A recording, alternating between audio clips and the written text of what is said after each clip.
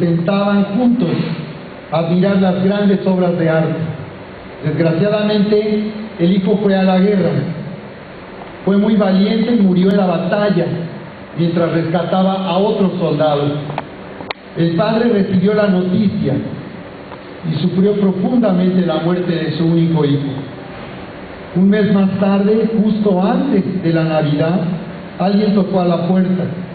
Era un joven con un gran paquete en sus manos y le dijo al padre: Señor, usted no me conoce, pero yo soy el soldado por quien su hijo dio la vida. Él salvó muchas vidas ese día. Me estaba llevando a un lugar seguro cuando una bala le atravesó el pecho, muriendo así instantáneamente. Él hablaba muy a menudo de usted y de su amor por el arte.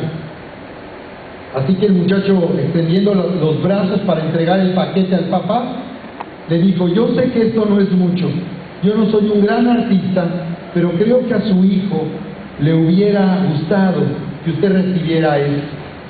El padre abrió el paquete. Era un retrato de su hijo, pintado por el joven soldado.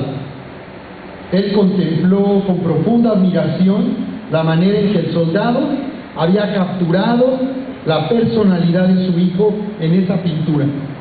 El padre estaba tan atrapado por la expresión de los ojos de su hijo que los suyos propios se arrasaron de lágrimas. Le agradeció al joven soldado y ofreció pagarle por el cuadro. Oh no, Señor, yo nunca podría pagarle por lo que su hijo hizo por mí. Es un regalo. El padre colgó el retrato arriba de la repisa de su chimenea. Cada vez que los visitantes e invitados llegaban a su casa, les mostraba el retrato de su hijo antes de mostrar su famosa galería. El hombre murió finalmente y unos meses más tarde se anunció una subasta con todas las pinturas que él poseía. Mucha gente importante e influyente acudió con grandes expectativas de hacerse de un famoso cuadro de la colección. Sobre la plataforma, aquel día, estaba el retrato del hijo. El subastador golpeó su mazo para dar inicio a la subasta. Empezaremos, dijo, los remates con este retrato del hijo. ¿Quién ofrece por este retrato? Hubo un gran silencio. Entonces, de una voz del fondo de la habitación, alguien gritó: queremos ver las pinturas famosas, olvídese de esas. Sin embargo, el subastador persistió. ¿Alguien ofrece algo por esta pintura? $100, $200. Otra vez gritó con enojo alguien por ahí y dijo: no venimos por esa pintura, venimos por los Van Gogh, los Rembrandt. Vamos a las ofertas de verdad. Pero aún así, el subastador continuaba su labor. El hijo, el hijo, el hijo. ¿Quién se lleva el hijo? Finalmente una voz se oyó desde atrás. El viejo jardinero del padre y del hijo, siendo un hombre muy pobre, ofreció lo único que podía ofrecer: tan solamente $10. Tenemos $10, dijo el subastador. ¿Quién da 20? La multitud estaba enojada. No querían la pintura del hijo, querían las que representaban una valiosa inversión para sus propias colecciones. El subastador golpeó por fin el mazo. Va una, van dos, vendida por $10. Alguien volvió a gritar: empecemos ya con la colección. El subastador soltó su mazo y dijo: lo siento mucho, damas y caballeros, pero la subasta llegó a su final. ¿Pero y las pinturas? ¿Dijeron todos? Lo siento, contestó el subastador. Cuando me llamaron para conducir esta subasta, se me dijo de un secreto estipulado en el testamento del dueño. Yo no tenía permitido revelar esta estipulación hasta ese preciso momento. Solamente la pintura del hijo sería subastada. aquel que la aceptara heredará absolutamente todas las posesiones de este hombre, incluyendo las famosas pinturas. El hombre que aceptó quedarse con el Hijo se queda con todo. La palabra dice en Romanos capítulo 8, verso 31. ¿Qué pues diremos a esto? Si Dios es por nosotros, ¿quién contra nosotros? El que no escatimó, Romanos 8:32, el que no escatimó ni a su propio Hijo, sino que lo entregó por todos nosotros, ¿cómo no nos dará también con Él todas las cosas? El que tiene al Hijo se queda con todo. Y dice la palabra en Juan capítulo 1, verso 16, porque de su plenitud tomamos todos y gracia sobre gracia. Así que yo voy a entrar el día de hoy en el cierre de esta serie, Amados, descubriendo el amor de nuestro verdadero Padre. Esta es la cuarta parte y el tema se llama Atrayendo nuestra herencia. Dile al que está a tu lado, el que tiene al Hijo, tiene la vida. El que tiene al Hijo, se queda con todo. Eso es lo que dice la palabra. Y vamos a ver un primer punto al que le llamo, recibe tu herencia. Dile al que está a tu lado, recibe tu herencia. De la misma manera que en esta historia, el dueño de toda aquella valiosa colección de pinturas había estipulado en un testamento cómo hacerse dueño de ese tesoro.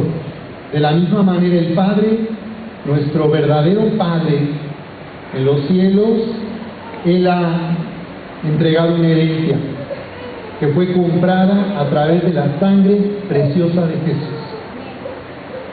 Dice la Escritura ahí en Romanos, nuevamente capítulo 8, verso 33.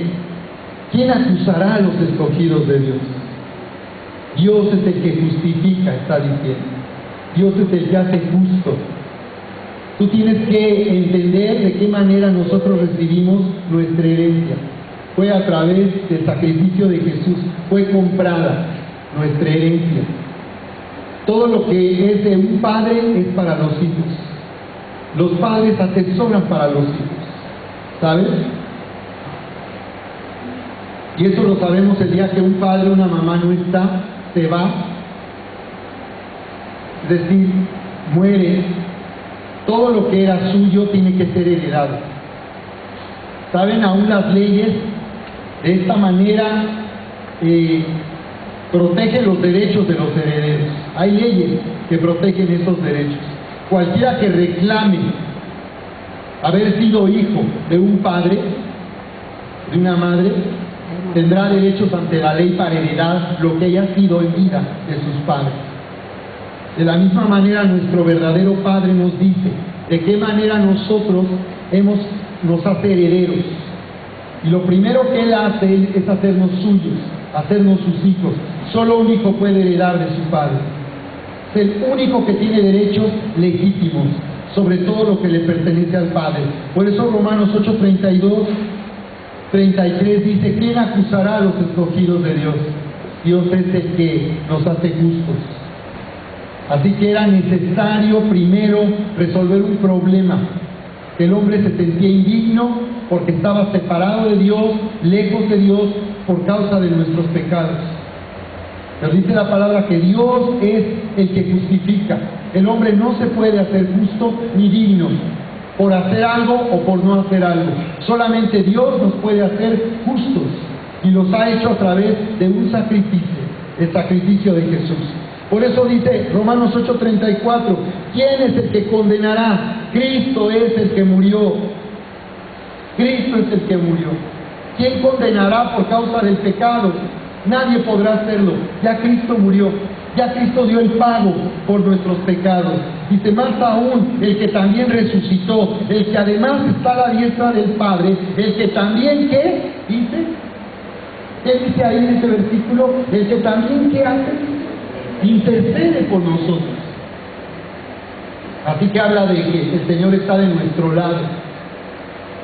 está de nuestro lado, estuvo de nuestro lado cuando fue a esa cruz, a tomar nuestro lugar. Por eso dice la palabra, el que no escatimó, no rehusó darnos a su propio Hijo, sino que lo entregó en sacrificio por todos nosotros, ¿cómo no nos dará también con Él? ¿Cómo no nos dará también con Él todas las cosas? Romanos 3:22 nos habla de la justicia de Dios. Primero necesitamos entender cómo es que la justicia de Dios nos da derechos. Dios no da derechos a cualquiera ni a todos, solamente a aquellos que Él ha escogido y que los ha hecho justos. Solamente aquellos que Él ha hecho suyos y ha hecho sus hijos tienen derechos, tienen legítimo derecho a recibir herencia del Padre, de nuestro Padre en los cielos. Por eso muchas personas se sienten indignas. Por eso muchas personas no están seguras de que Dios les pueda bendecir, de que Dios les pueda actuar a su favor. Claro, porque no tienen seguridad de una relación con Dios. Porque nuestra relación con Dios solo puede estar basada en un sacrificio. No en lo que yo hago o no hago, solo puede estar basada en el sacrificio de Jesús. El que tiene al Hijo se lleva todo. La Biblia dice, el que tiene el Hijo tiene la vida. Y se refiere a todo lo que Dios tiene para darnos de sí mismo. ¿De acuerdo? Fíjate cómo dice Romanos 3:22. Por medio de la fe en Jesucristo, Dios hace justos a todos los que creen. Así dice en esta versión. Claramente dice, por medio de la fe. No por obras, para que alguien se jacte, mira lo que he hecho, o mira lo que no he hecho. No, no es por obras, no es a través de una tradición religiosa. La Biblia dice que es por medio de la fe, solo confiando en lo que Jesús hizo por nosotros, solo confiando en ese sacrificio por el cual Dios nos ha perdonado y nos ha hecho justos. Dice la palabra, por medio de la fe en Jesucristo, Dios hace justos a los que creen. Pues no hay diferencia. Todos han pecado y están lejos de la presencia gloriosa de Dios. ¿De acuerdo? Isaías capítulo 53, verso 4, nos dice, en esta versión, y sin embargo dice, está hablando de Jesús, está anunciando a Jesús como el Mesías, como el Cristo, que vendría a morir por nuestros pecados. Mucho tiempo atrás, siglos antes que Jesús viniera, esto estaba escrito en la Biblia. Y sin embargo, dice, Él estaba cargado con nuestros sufrimientos. Estaba soportando nuestros propios dolores. Nosotros pensamos que Dios lo había herido, que lo había castigado y humillado. Verso 5, pero en realidad fue traspasado a causa de nuestra rebeldía. Es decir, los que vieron a Jesús sufrir en aquel tiempo, pensaron que era porque Él había estado mal con Dios, pero dice el profeta, pero no, en realidad fue traspasado a causa de nuestras rebeliones, a causa de nuestro pecado, fue atormentado a causa de nuestras maldades. El castigo que sufrió nos trajo la paz, por sus heridas alcanzamos la salud. Amén. El que tiene al Hijo lo tiene todo. El que tiene al Hijo tiene la vida. Dale un fuerte aplauso en alabanza. Adórale, alábale.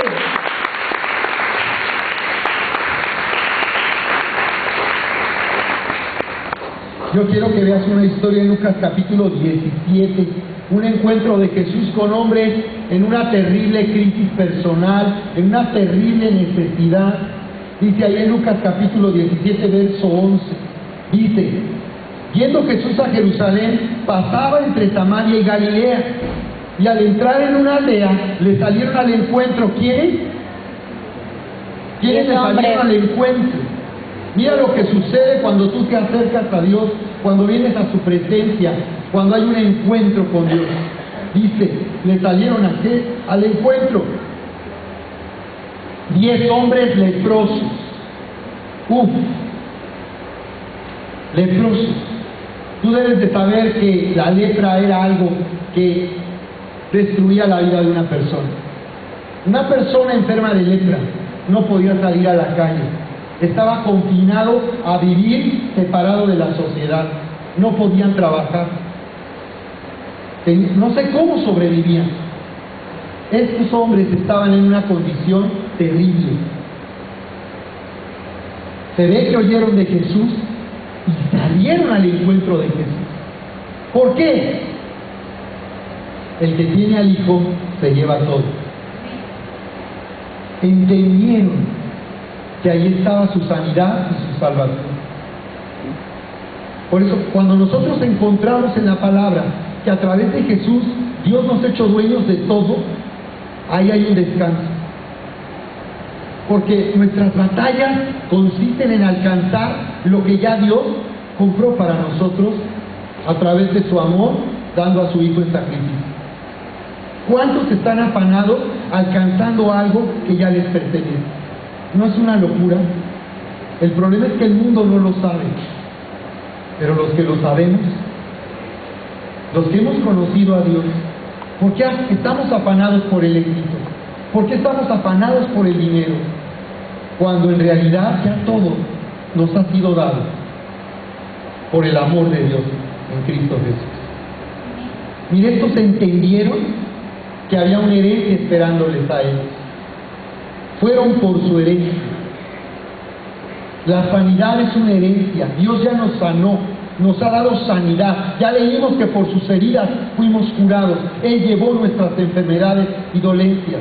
La sanidad se recibe por fe, no se obtiene por méritos, se recibe por fe. Todo es por fe. Entonces ves estos hombres leprosos, los cuales se pararon de lejos, les dio pena acercarse tanto. Eran leprosos. La lepra es contagiosa, ¿sabes? La ley estipulaba que los leprosos debían estar confinados. Y de esta forma Dios habla de nuestra condición espiritual. Es una lepra, el pecado, que nos separa de Dios, nos tiene confinados a una vida de fracaso, de derrota, de depresión. De ahí nos sacó el Señor. Ya no podemos estar ahí. Entonces dice la palabra que se pararon de lejos, verso 13, y alzaron la voz diciendo: Jesús, Maestro, ten misericordia de nosotros. Así de lejitos. Y alzaron la voz diciendo, cuando Él los vio les dijo: y mostraos a los sacerdotes. Y aconteció que mientras iban, ¿qué sucedió? El que tiene al Hijo tiene todo. Recibe tu herencia, recibe tu sanidad por herencia, recibe prosperidad por herencia, recibe la bendición que quieres para tu casa, para matrimonio, recibe todo por herencia. Jóvenes que están aquí, señoritas, recibe el esposo, la esposa que Dios tiene para ti. No pierdas tu tiempo, no quemes la pólvora inútilmente. Lo que Dios tiene para ti solo te lo puede dar Él, nadie más. ¿Cuántos le dan la gloria al Señor esta mañana? Dale gloria, dale gloria.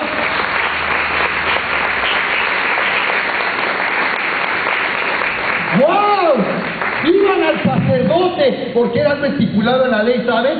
Cuando alguien decía haber sido sanado, tenía que ir al sacerdote. Tenía que ir al sacerdote. Y el sacerdote le daba de alta al paciente, lo revisaba, y si no encontraba lepra era dado de alta. Ellos fueron al sacerdote porque estaban seguros que la palabra que el Señor había soltado les había sanado. Él había decretado lo que era suyo. Yo tengo lo que Dios dice que yo tengo, y soy lo que la palabra dice que yo soy. Amén. Entonces fíjate qué tremendo. Esos leprosos le creyeron a Dios. Dijeron: córrele, vamos al sacerdote. Ya estuvo, pero todavía estás leproso. No, ya dio la palabra, ya habló. En su presencia Él nos habla. Ese es el descanso verdadero. Yo le llamo esto el verdadero descanso. Cuando entramos a su presencia y su palabra habla, hay descanso. Ellos no estaban afanados ya. Oye, ¿y si funcionará? ¿Y si se ríen de nosotros? ¿Y qué van a decir? ¿Qué va a decir la familia? Que tuve un encuentro con Jesús y Él cambió mi vida. Ajá. Entonces, fíjate, ellos creyeron. ¿Y qué fue lo que pasó? Verso 15. Entonces, uno de ellos, viendo que había sido sanado, ¿qué hizo? Volvió. ¿Por qué volvió? Dudó. Quería asegurarse de la sanidad que Jesús había decretado para él. Dice, volvió glorificando a Dios a gran voz. ¡Gloria a Dios!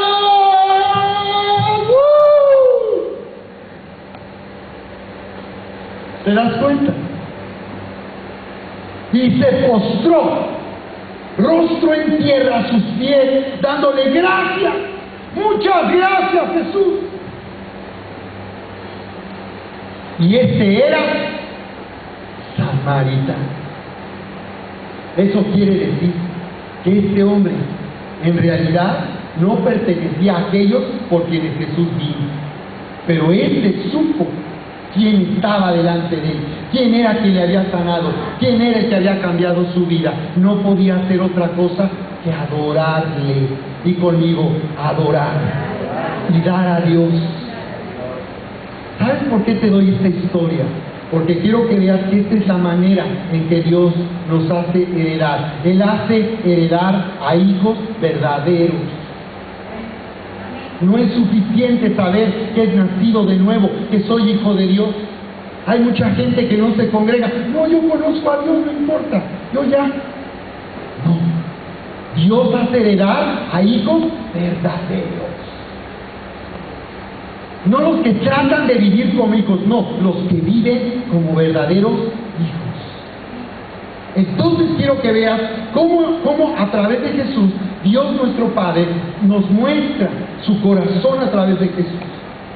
Fíjate, nos lo ha mostrado, cómo Él nos ama, cómo Él tiene misericordia, cómo Él nos dijo, entre todos estos 10, alguien no es judío, pero este samaritano arrebató y dijo, yo sé que también a mí, aunque soy samaritano,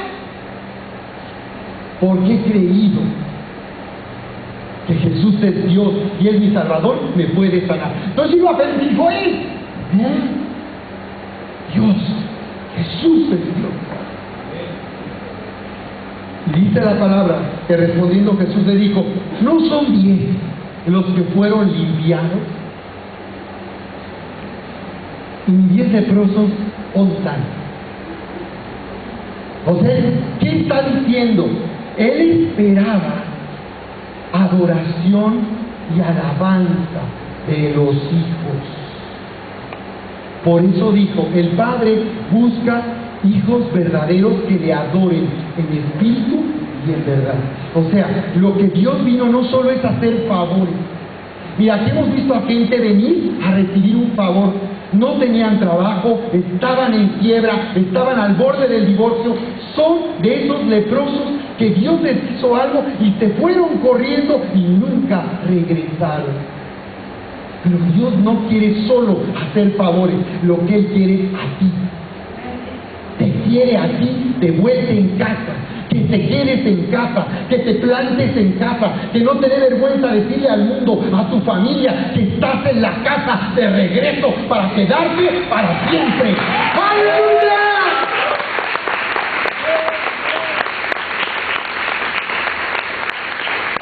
A este samaritano no le dio vergüenza lo que dijera la gente de sus paisanos. Oye, ¿qué te pasa? Nosotros somos de otra religión. Porque ellos inventaron su religión, ¿sabes? Dice ahí la palabra, no son 10. Yo puedo sentir dolor en la pregunta de Jesús. Puedo sentir tristeza. Qué pena. No eran 10. Yo los quería conmigo. No solo quería darles algo para salir de sus problemas, los quería a ellos. Quería que se quedaran conmigo. Esto es pasión por su presencia. Los hijos verdaderos viven en una pasión por su presencia. ¿Sabes? Ha habido gente que por algún motivo, aquí va a personas que en alguna ocasión por algún motivo no han podido llegar a la reunión de hoy. ¿Y cómo me gustaría transmitir por internet? No para que nos viera México, Querétaro, no. Nada más para los que no pudieron llegar porque estuvieron de verdad imposibilitados, los pudieran seguir por internet. Nada más por eso.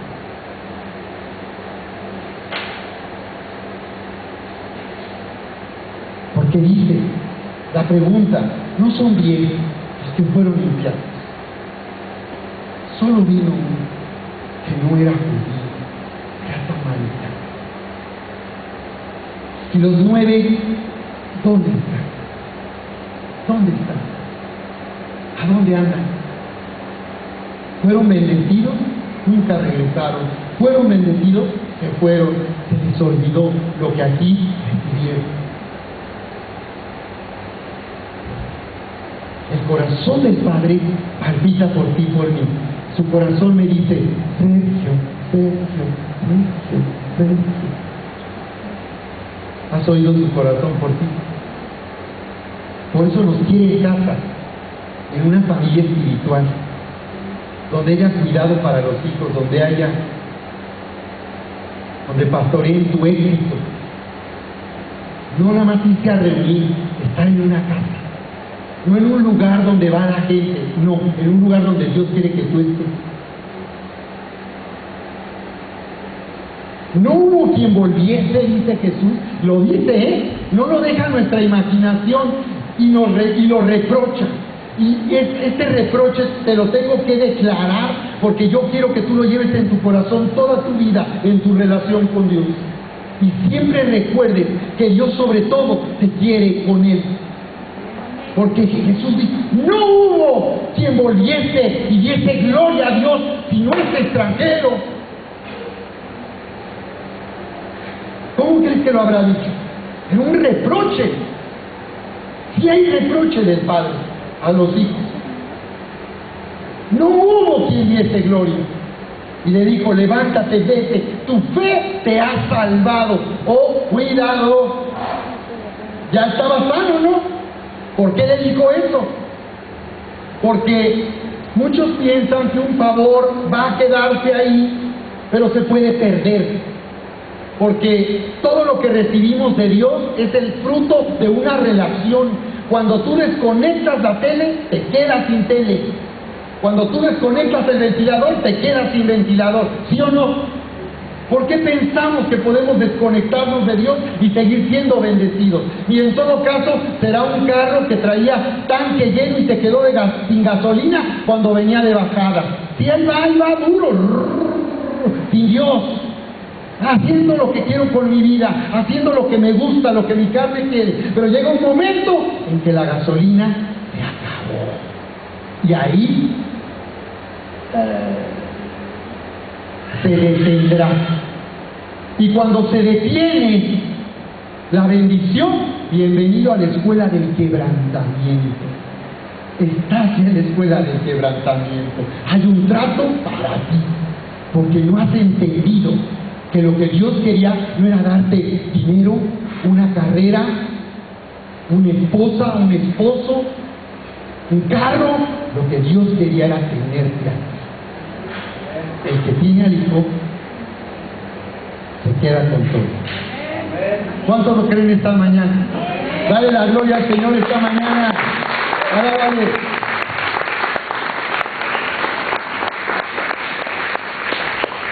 Entonces, recibe tu herencia. Dile al que está a tu lado, recibe tu herencia. Pero sobre la base de su justicia, no de si me lo merezco o no me lo merezco. Nosotros no nos merecemos nada. Sobre la base de su justicia, que nos hizo dignos, nos hizo suyos, nos hizo sus hijos y nos hizo herederos.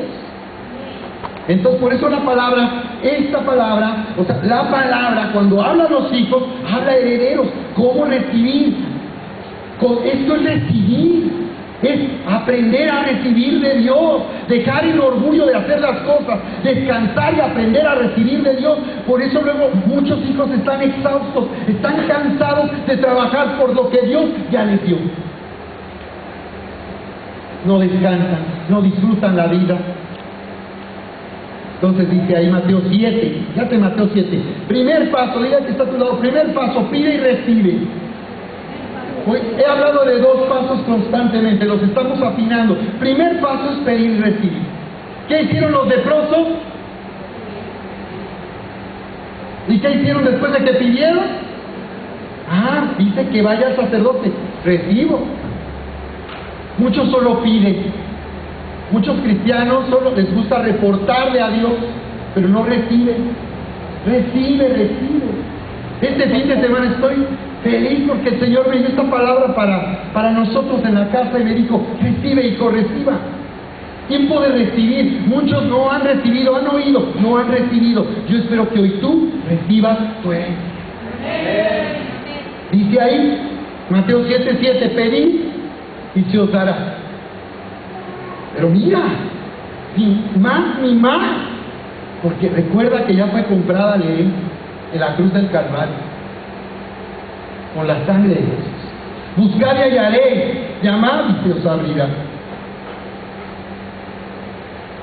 Y dice, porque todo aquel que pide recibe, y el que busca halla, y al que llama se le abrirá. Porque qué hombre hay de vosotros, que si su hijo le pide pan le dará una piedra, que si le pide un pescado le dará una serpiente. Verso 11, pues si vosotros, siendo malos, sabéis dar buenas dádivas a vuestros hijos, cuánto más vuestro Padre que está en los cielos dará buenas cosas a quienes, a los que le pidan. Tenemos que aprender a pedirle todo a Dios. Todo, pídele todo a Dios. Todo pídele a Dios. Entonces tienes que aprender a ser diligente en tu relación con Dios. Una persona que vive constantemente cada día en la presencia, que se acerca a la presencia, va a ser alguien a quien el Señor le va a mover a pedir. Porque Él es un Padre que le gusta dar. Pídele a Dios. Hasta arrepentimiento le podemos pedir. Cuando te sientas tan endurecido por tu error, por tu pecado, dile, Señor, dame arrepentimiento. De verdad que sé que estoy mal y no me quebranto. Señor, dame arrepentimiento. Hasta eso te va a dar.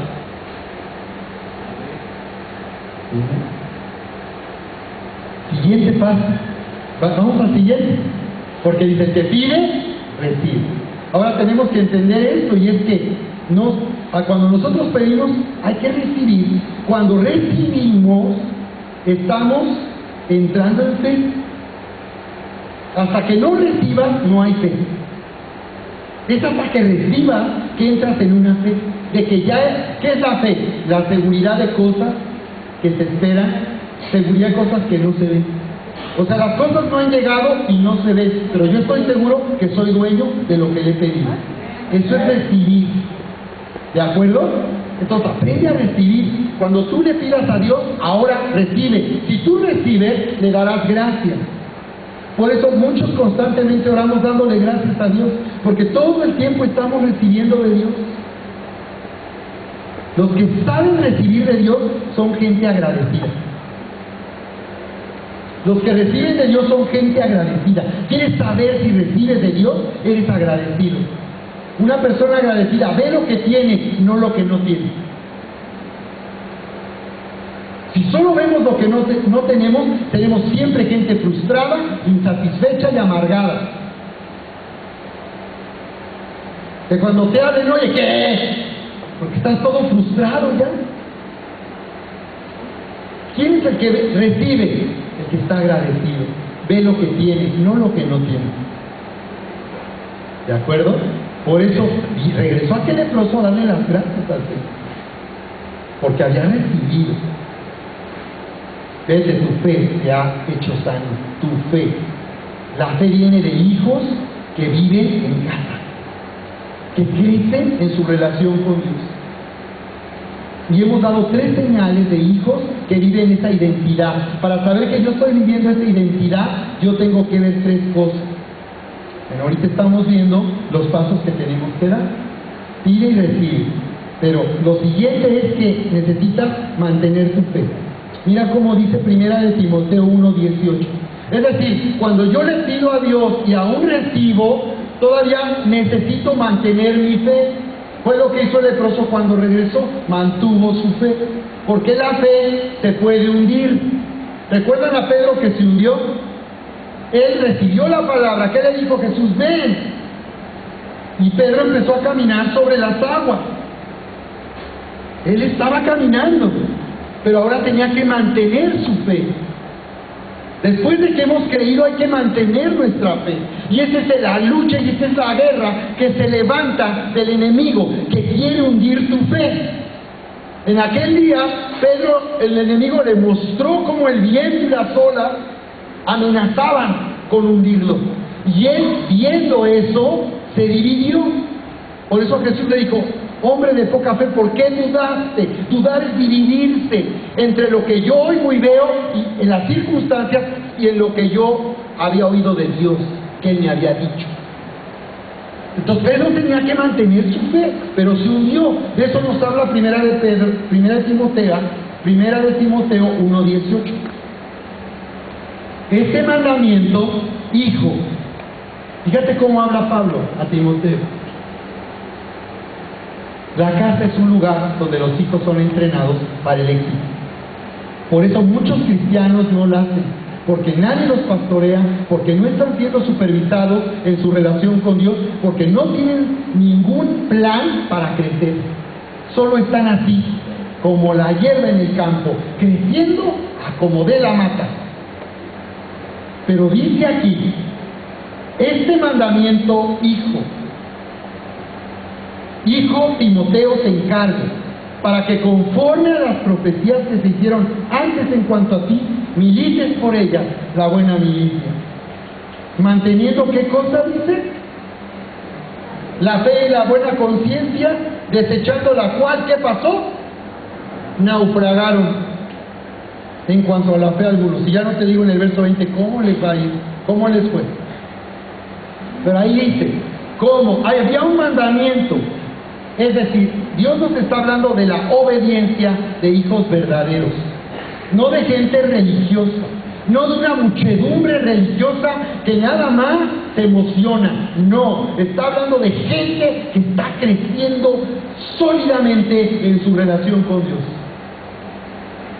Dice, este mandamiento era una orden. A los hijos se les dan órdenes. Así que, joven, no te me espantes, no te me intimides cuando ves que hay mandamientos, porque el Espíritu Santo tiene mandamientos. No está prohibido prohibir. En la casa no está prohibido prohibir. Dios tiene mandamientos. Una persona espiritual siempre está bajo mandamientos. No hace lo que quiere, está bajo órdenes. ¿Qué debes de hacer? ¿Cómo debes moverte? ¿Qué decisiones debes tomar? Esos son hijos que oyen al Padre. Y dice la palabra, a Timoteo se le dijo, pelea conforme a lo que la palabra te fue declarada. Entonces tenemos que pelear en la vida de acuerdo a lo que nos ha hablado Dios. Y si no me ha hablado, tengo que buscarlo hasta que me hable, pero Él me hablará. Él me dirá lo que tengo que hacer si estoy confundido, si tengo dudas. Esos son hijos que se alimentan del pan de vida que el Padre tiene. ¿De acuerdo? Entonces dice, pero manteniendo. O sea, ¿cómo peleamos las batallas y vencemos? Manteniendo, ¿qué? La fe. ¿Y qué más? La buena conciencia. Porque al desechar la fe y la buena conciencia, la fe se hunde. Entonces, dile que anima al que está a tu lado, dile que tu fe te permanezca firme. ¿Qué? No, que tu fe no se hunda. Sé obediente, sé obediente. ¿De acuerdo? Por eso Jesús le dijo a Pedro, ¿por qué dudaste? ¿Por qué? Si me habías oído, ¿por qué ahora estás oyendo al enemigo? Viendo que a muchos les pasa, Dios les ha dado promesas, les ha dado palabra profética, les ha hablado en la Escritura, en las reuniones, en las predicaciones, oyen de Dios, salen con fe, pero viene el enemigo, levanta una tormenta, la fe se hunde, porque no saben mantener su fe. Entonces, consejo, aprende a mantener tu fe a prueba de todo. ¿De acuerdo? Amén. Hay que mantener la fe. ¿Qué es lo que el enemigo va a hacer? Querer robar tu fe, querer absorber tu fe, mostrándote circunstancias, mostrándote la oposición para que tú dudes, para que tú te detengas. Lo único que el diablo puede hacer es hacerte dudar. No puede hacer otra cosa en contra de ti. Lo que va a querer es soplarte para que tú te dividas y dejes de caminar por medio de tu fe. Porque Pablo decía, andamos por fe, no por vista. No andamos por lo que vemos en las circunstancias, andamos por lo que vemos espiritualmente. ¿De acuerdo? Entonces dice, como hijos obedientes, ¿no? Entonces la oposición del enemigo será conquistada. Eso es lo que decía Timoteo, pelea. Hay una oposición, pero si tú mantienes tu fe y tú te mantienes firme, tú vas a conquistar la oposición. Finalmente la oposición va a ser conquistada. No te amedrentes por la oposición. Hay oposición, siempre lo va a haber. Ese no es el problema es que hay fe. Porque la fe acabará dándote la victoria. La fe de los hijos verdaderos, de los herederos del Padre. Si tú lo crees, dale un fuerte aplauso en alabanza al Señor.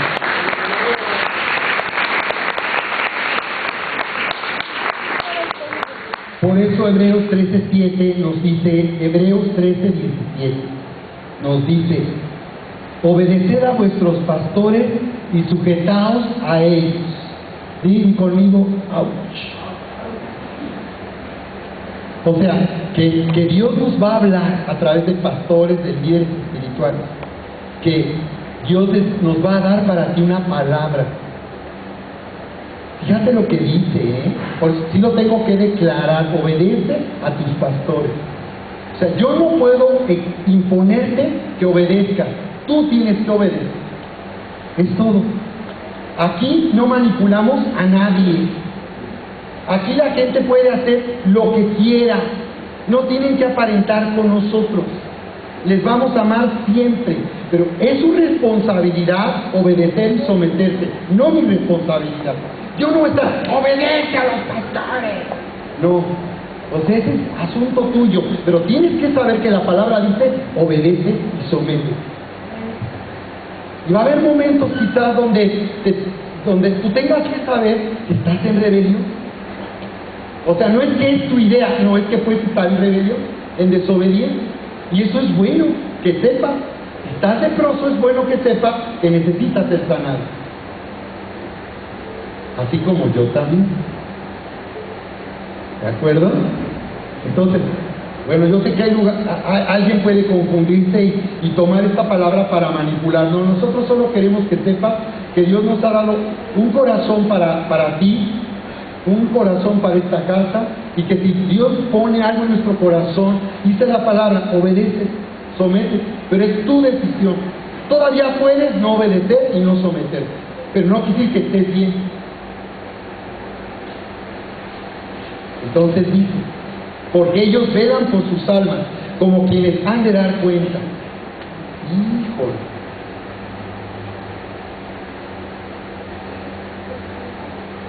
Para que lo hagan con alegría y no quejándose, porque esto no os es provechoso. Ok. Segundo punto, para ir cerrando. Segundo punto le llamé andar en amor para atraer. Entonces ya vemos el primer punto. Pide y recibe, mantén tu fe. ¿Cómo mantienes tu fe? Obedeciendo a Dios. Obedeciendo a Dios. Permaneciendo en tu fe. No moviéndote de tu fe, conquistarás la adversidad y la oposición que se levanta. Amén. Por eso dice, somos más que vencedores. Ya tenemos la victoria. Es que nosotros nos adueñemos de la victoria. Pero tienes que saber cómo atraemos la herencia de bendición. Ahora quiero hablarte de esto en Efesios 5:1. La importancia de andar en amor, de vivir en amor, para atraer la herencia. En Efesios 5:1 dice, sean pues imitadores de Dios, como hijos, ¿qué? Y andad, ¿qué? Dice, andad en amor, como también Cristo nos amó y se entregó a sí mismo por nosotros. Ofrenda y sacrificio en olor fragante. En otra versión dice en un olor agradable. Déjame explicar esto que dice la palabra, porque lo que quiero que veas aquí es que si tú andas en amor, si vives en amor, vas a ser alguien que va a atraer. Ya hemos visto que nuestra identidad es un imán que atrae. Cuando Dios nos hace sus hijos, nos hace suyos, nos da una nueva identidad. Nuestra fe es un imán que atrae. Si yo vivo como hijo, estaré atrayendo bendición de Dios a mi vida. Aun todas las cosas ayudan a bien. Si algo sale mal en el proceso, Dios hará que se acomode para bien. ¿No? ¿Recuerdan la historia de José? Cómo parecía que el diablo había destruido su vida cuando fue casi muerto por sus hermanos y vendido como esclavo. ¿Y qué hizo Dios con eso? Lo volvió a favor de José y del plan que él tenía para su pueblo. Nadie puede con eso. Este es un Dios poderoso. A prueba de fallas y errores y torpezas humanas. ¿De acuerdo? Pero fíjate, hay que andar en amor. Andar en amor es vivir en el amor de nuestro verdadero Padre. Porque dice, sed pues imitadores de Dios como hijos amados. Lo que tenemos que ver aquí es que nadie puede dar lo que no tiene. Yo no puedo imitar a Dios si yo no tengo la genética del Padre. Solo hijos pueden hacer lo que ven al Padre hacer. Porque la palabra imitador viene ahí viene la palabra mimo. Alguien que hace exactamente lo mismo que otro. Pero para eso se requiere genética. ¿De acuerdo? Para que un ave pueda volar a gran altura como un águila, necesita ser águila. Esa es genética. Ya está diseñado. Tiene la capacidad de volar en gran altura como el águila. Para volar como un águila hay que ser águila. Ponte águila. Dicen por ahí. Entonces, ¿cómo yo vivo en el amor de Dios? Porque dice andad en amor. Sean imitadores como hijos amados. O sea, los hijos son, es gente, y conmigo, amados. Los hijos son como alguien amado, ¿cómo vive? Amado. Alguien amado, ¿cómo vive? ¿Cómo se siente una persona amada? Se siente amada. Se siente feliz, ¿no? Se siente entusiasmado. ¿Qué necesitas, joven? Sentirse amado por Dios, primero. No andes diciendo que alguien te quiera, que alguien te ame. Ya hay alguien que te ama, de verdad. Y no te va a decepcionar ni te va a fallar. Entonces, hay que vivir como hijos, ¿qué? Entonces, número 1, aprende a vivir como un hijo amado. ¿Y cómo aprendo? Aprende a beber cada día y ser saciado con el amor de Dios. ¿No le dijo Jesús a la mujer samaritana? Yo tengo un agua, leona dormida, que todo el que beba de esta agua no tendrá sed jamás. Despierta, tú que duermes, levántate de los muertos, te alumbrará Cristo. Te digo así porque tenía 5 maridos y ya tenía otro con la que no estaba casado. Andaba bebiendo, andaba buscando saciarse y estaba sediento. Pero un día conoció a Jesús y conoció el agua viva que le sació. Te sientes insatisfecho, te sientes triste, sientes que no te quiere, necesitas ser saciado por el amor de Dios. Y esa es una experiencia diaria.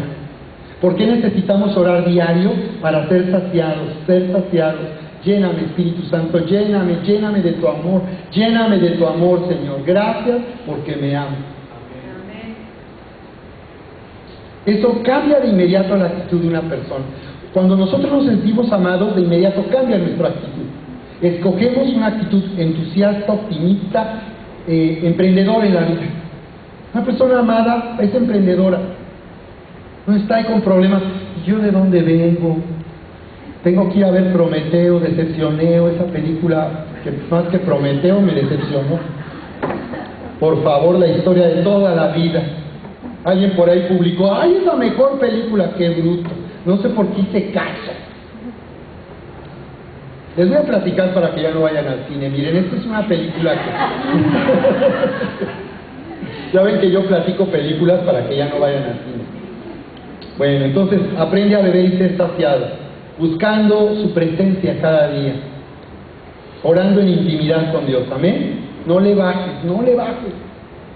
¿Sabes? Muchos de pronto se descomponen, pierden la disciplina, la constancia en su relación con Dios. Tienes que aprender a meter tu carne. Es que no, tú dirás, ¿cómo le hace el pastor? Es que a lo mejor él pues no tiene problema. No, todos nos cuesta meternos. Todos tenemos que agarrar nuestra carne y meterla. No quieres, te metes. Porque yo necesito beber. ¿De acuerdo? Número 2, aprende a ser inspirado por el amor de Dios. Deja que el amor de Dios te inspire, te mueva. El amor de Dios va a inspirarte a hacer las cosas, a tomar decisiones. Deja que el amor de Dios inspire tus motivaciones para vivir. Te vas a sentir amado por Dios, te vas a sentir exitoso. Entonces, tú necesitas ser embriagado. Lo siguiente, necesitas aprender a ser embriagado y convertir el agua de su palabra que nos lava y nos renueva en un sabroso vino que nos controla y gobierna nuestra mente. Dice la palabra en Juan capítulo 2, verso 9, cómo Jesús fue el primer milagro, convirtió el agua en vino. Dice que el encargado de aquella boda probó el agua hecha vino por Jesús. Esto habla espiritualmente de cómo la palabra nos embriaga. Dice la palabra, no os embriaguéis con vino, en lo cual hay desorden, antes bien sean llenos del Espíritu Santo. Entonces dice que cuando una persona es embriagada, ¿cómo se comporta? Cuando alguien se embriaga con vino, ¿cómo se comporta? Como un borracho. ¿Por qué se comporta así? Porque ese vino lo emborrachó, tomó el control de su vida, de su mente, de sus emociones. Era todo calladito, se echa sus copas y ¿cómo se pone? ¡Sí! Ahí risa y risa, y bien contento, ya ¿viste qué le pasó? No, ni habla. Le dicen la momia, nunca habla. Y míralo, porque está embriagado. Así la palabra embriaga. Cuando tú te embriagas del amor de Dios, te vuelves un borracho del Espíritu Santo. Cuando habla de los adoradores, la palabra dice, eres como un cantor de amores.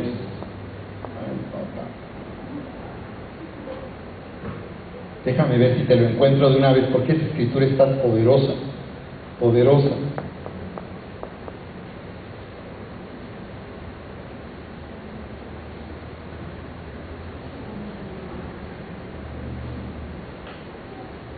No la encontré de momento, pero dice, hay una escritura que habla de esta manera. Entonces, la palabra nos embriaga. Cuando la palabra de gracia de Jesús, nosotros nos embriagamos con esa palabra, vamos a vivir como hijos amados, porque controla nuestra mente, nuestra manera de juzgar y de pensar. O sea, la palabra se convierte en vino que embriaga. Por eso necesitas aprender, número 3, a renovar tu mente. Cuando tú dejas de tener una mente amargada, una mente de víctima, que nadie me quiere, que todos me odian, que yo sé que hay cristianos que ya les gustó ese papel teatral, el de la víctima, el de lo que me hicieron, pero es un engaño de verdad, un engaño. La verdad es que cuando tú aprendes a renovar tu mente, en verdad el amor de Dios te embriaga.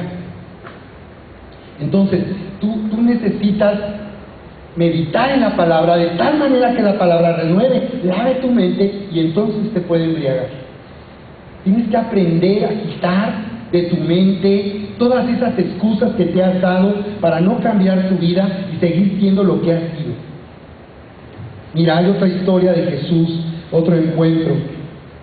En Lucas capítulo 5, verso 12, acompáñame ahí, estoy casi cerrando. Lucas 5, 12 dice: sucedió que estando él en una de las ciudades se presentó un hombre lleno de lepra, el cual viendo a Jesús se postró con el rostro en tierra y le rogó diciendo: Señor, si quieres, puedes limpiarme.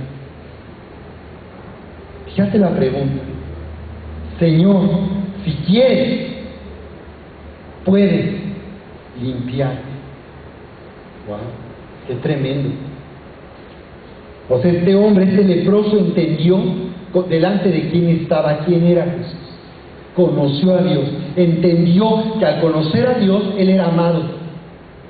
Cuando conocemos a Dios, descubrimos que somos amados por Dios y que no hace diferencia con nadie. Nos ama a todos por igual, con el mismo amor, con la misma pasión que llevó a Jesús a la cruz del Calvario. Él sabía, y por eso fue por su herencia a reclamar: Señor, si quieres, si tú quieres, yo sé que aquí es que tú quieres, no hay más. Y mira cómo le respondió Jesús. Entonces, extendiéndole la mano, le tocó diciendo: quiero, sé limpio. Y al instante que su lepra se fue.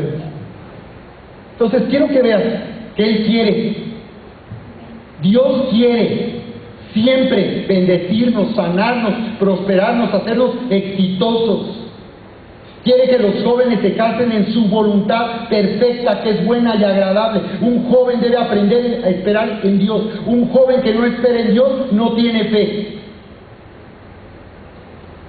Dios sabe lo que tú y yo necesitamos, ¿de acuerdo? Déjame decirte, Dios ama a los leprosos, pero no los va a dejar leprosos. Dios nos ama tal como éramos. Sí nos conoció en el mundo, ahí nos vio, pero no nos va a dejar ser lo que fuimos. Y mucho menos nos va a dejar que regresemos al mundo de donde Él nos sacó con la sangre preciosa de Jesús. No nos va a dejar. Bienvenido a la escuela del quebrantamiento. Si te regresas al mundo, bienvenido. Hay un lugar para ti en primera fila, pero Dios no te va a dejar, porque te ama y me ama. No va a dejar que por nuestras debilidades, por nuestro pecado, nuestra vida sea destruida. Él va a luchar hasta el último para rescatarnos de la vana manera de vivir de la cual fuimos rescatados con la sangre preciosa de Jesús. ¿Cuánto le dan gloria? Dale la gloria.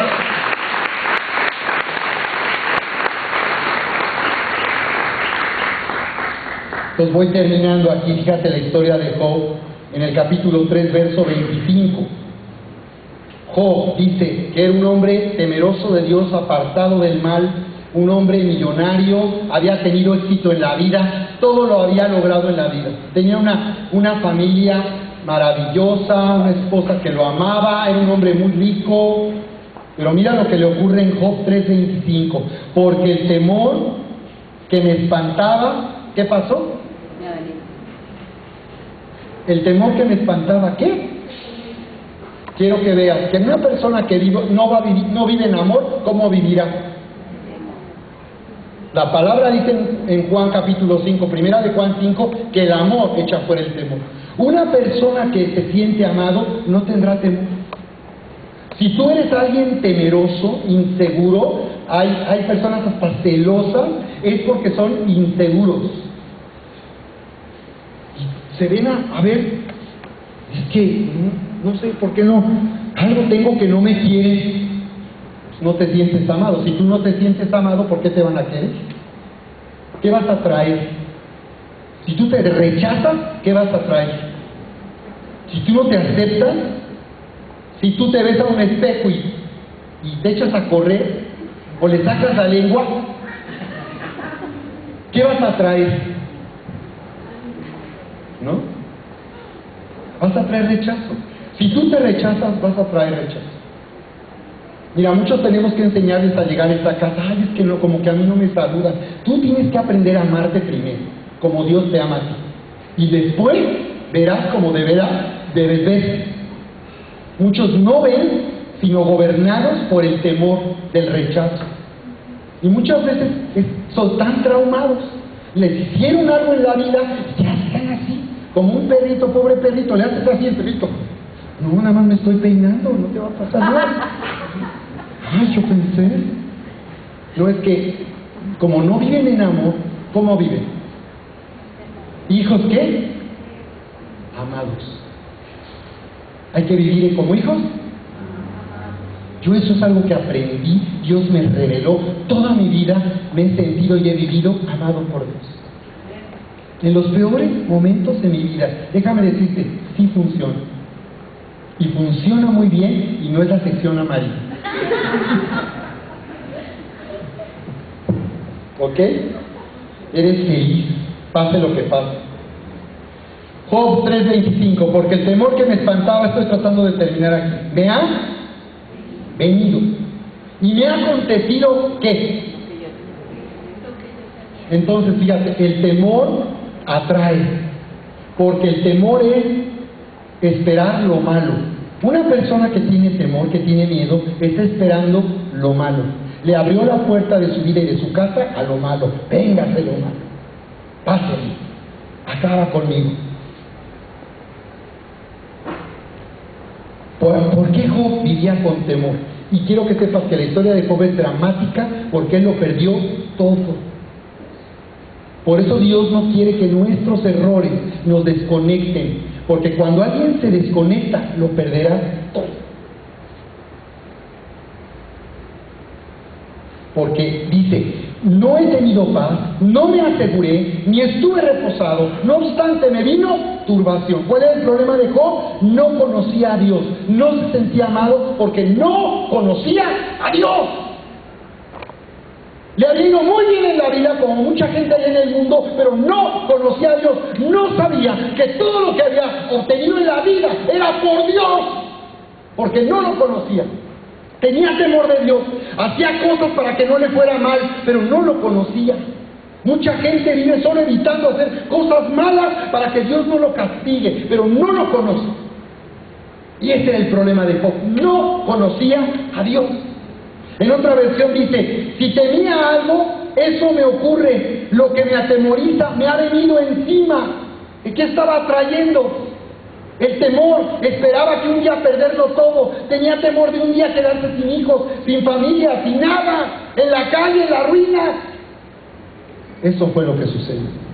Lo que tú pienses, lo que tú creas, eso es lo que tú vas a atraer. Alguien amado tiene identidad. ¿De acuerdo? Porque alguien amado, ¿verdad? Ya hemos definido la identidad. ¿Qué es la identidad? Quien tú eres lo que tendrás en la vida. Si tú te sientes amado por Dios, ¿qué tendrás en la vida? Y quien tú eres está determinado por lo que tú crees que tú eres. Y si la palabra dice que soy amado, soy amado. Y tengo que aprender a respirar y a comer y a ser saciado con el amor de Dios. Sentirme amado. ¿Verdad? Muchos llegaron al matrimonio casándose para que alguien los quisiera. Ahora que conoces a Dios no necesitas. Tienes que cambiar esa motivación. ¿De acuerdo? Pues ya lo que seas, ya como seas, pues que me ames, que alguien te lo quiera. Aquí tan mal estabas, tan bajo te sientes, tan menospreciado, tan urgido. Ahora ya cambió eso, gracias a Dios. Job, en otra versión dice, pues lo que temo viene sobre mí y lo que me aterroriza me sucede. En otra dice, no tengo descanso ni sosiego, no encuentro paz. No tenía descanso.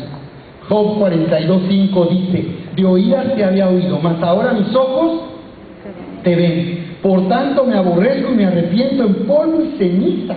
Y dice ahí el verso 10, cómo Job dejó de atraer el mal y empezó a atraer como hijo el bien. Dice, y quitó Jehová la aflicción de Job cuando él hubo orado por sus amigos y aumentó al doble todas las cosas que habían sido de Job. ¿Sabes por qué al doble? Porque en la Biblia el doble representa una posición de honor. El doble era para los primogénitos. En la ley decía que el primogénito debía recibir el doble. Entonces Job entendió que al conocer a Dios era amado por Dios, y él tomó un lugar, una identidad de primogénito, de escogido, atrayendo toda la bendición de Dios a su vida. No importa lo que había perdido, lo que importaba era lo que podía recibir ahora que sabía que Dios le amaba y que era amado por Dios. No importan nuestras pérdidas, pero lo que viene adelante es lo mejor que tienes en tu vida. Los días que vienen ahora para ti son lo mejor en toda tu vida, ¿de acuerdo? Porque tú y yo somos amados por Dios.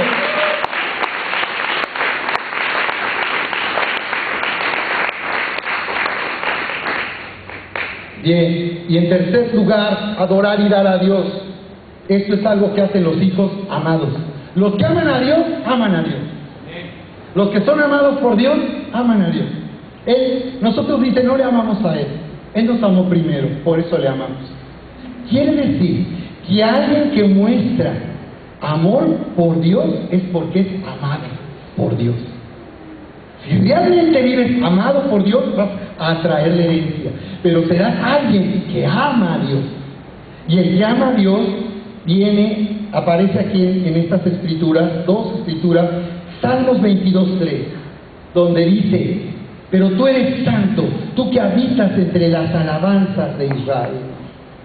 Estos son los que aman a Dios, los que son amados por Dios, los que alaban a Dios. Dice, Él habita en medio de las alabanzas.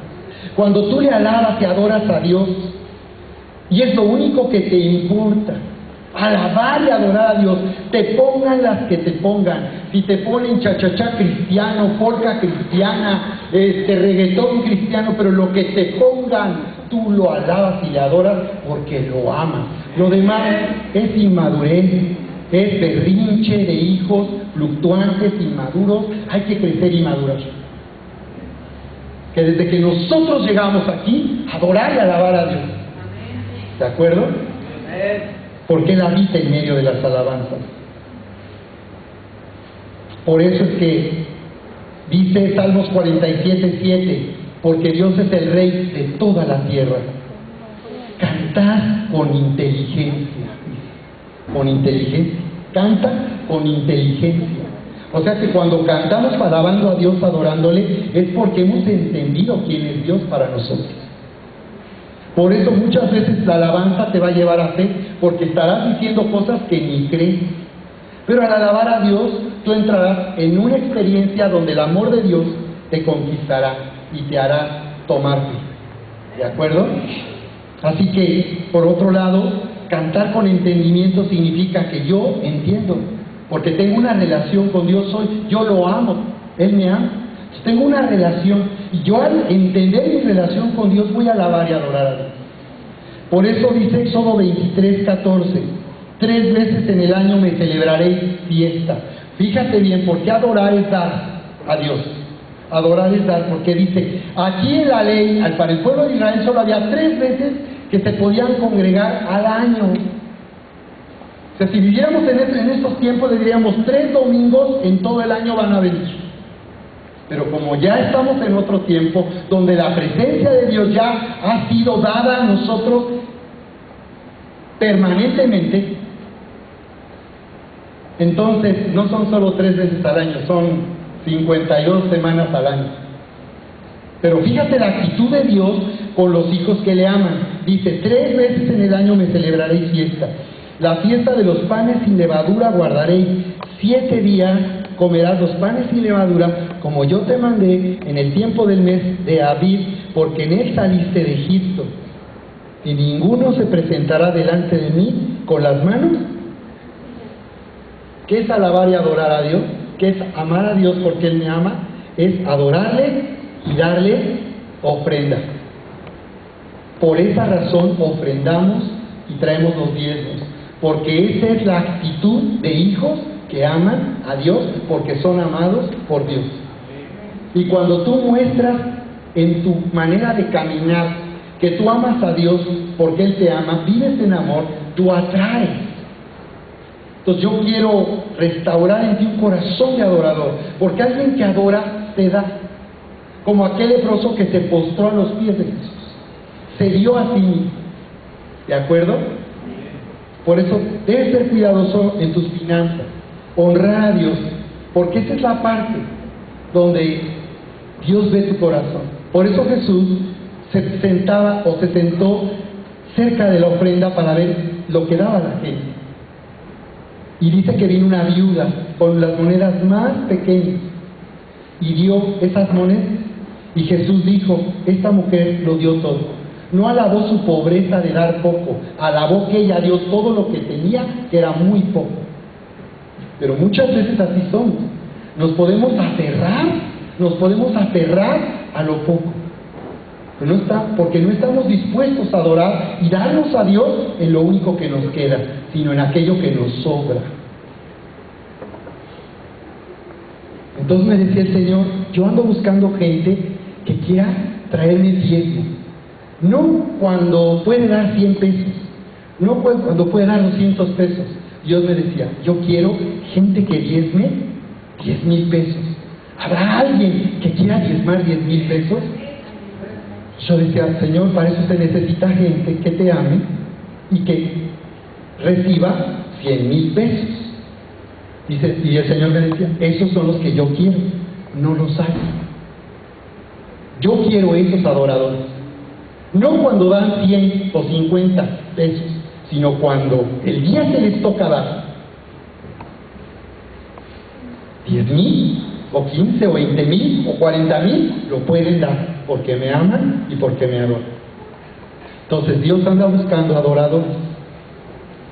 La pregunta es si aquí hay gente que está dispuesta a darle a Dios lo que es suyo de esa manera. Él anda buscando, y él me dijo: he buscado y he encontrado algunos, pero he buscado y muchos no los he encontrado. Entonces, tu prosperidad ya ha sido comprada por Dios, pero tú tienes que caminar con fe y mostrar tu fe y mantener tu fe. ¿Amén? Es decir, no reservemos a Dios nada. No le reservemos: ¡ay, es mucho! No, ya esto ya es demasiado. No, ya, ¿para qué tanto? Y muchos corazones aquí han sido probados de esa manera y no supieron dar cuando pudieron hacerlo. Pídele perdón a Dios. No vaya a ser que por eso no estamos atrayendo la prosperidad que Dios quiere para nosotros, porque en el pasado nos hemos reservado. Ay, no, yo no tomé esa decisión. ¿Seguro que no? Si tú hubieras tomado esa decisión, ¿le habrías dado a Dios todo lo que le corresponde? No le reserves a Dios, porque Él no escatimó ni a su propio Hijo, y con Él te ha dado a ti todas las cosas. ¿Amén? Vamos a ponernos de pie y vamos a orar esta tarde.